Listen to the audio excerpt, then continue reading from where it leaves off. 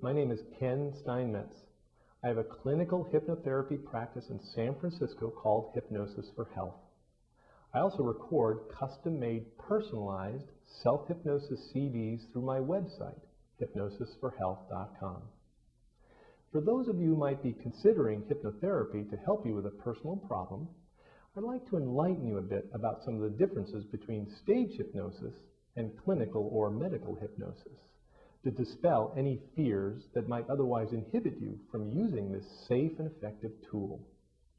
For most of us, our first impressions of hypnosis might come through the movies as a ploy to advance the plot, or we might hear about or see a stage hypnosis show.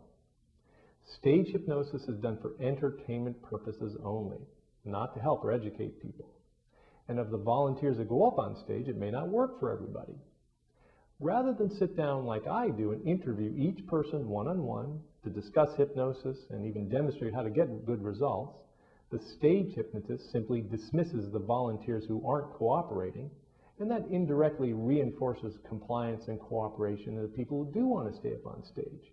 And then you get that silly behavior as quickly as possible without going into much detail about how it all works. But you're likely to see the same silly antics in an improvisational acting class too. In both improv and stage hypnosis, there's an expectation for silliness built right into the process, with the audience laughing and clapping to spur on that silly behavior. But if you're not likely to take an improv class, then you're not likely to volunteer in a stage show, so you'd be sitting in the audience with the rest of us going, "Oh my God, I'd never get up there and look that stupid." And that's the fear of embarrassment or the fear of loss of control that the stage hypnotist uses to hypnotize the audience into thinking he's got this magic power. So they're all hypnotized, including the audience. It's just the people up on stage are having all the fun, as they might at a party too, out dancing while the rest of us are against the wall watching. It's the dancers that the stage hypnotist wants up on stage. Clinical or medical hypnosis is done for self-improvement. And a good hypnotherapist would tell you up front that all hypnosis is really self-hypnosis. You have to agree to be hypnotized. So it better be about something you're after. I couldn't hypnotize you to do anything you really didn't want to do any more than I could hypnotize you to go pole vaulting.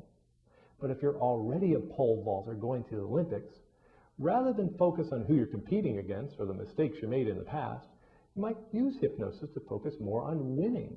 Because at the end of the day, it's what goes on in the mind of the winner that gets them across that finish line over the top. Because at their level, their physical abilities are pretty close or they wouldn't have qualified for the Olympics. So clinical hypnotherapy is a focusing and amplifying technique. It's a short-term goal-oriented therapy that would help you get better results no matter what your challenge. If you have any further questions, you can contact me through my website, hypnosisforhealth.com.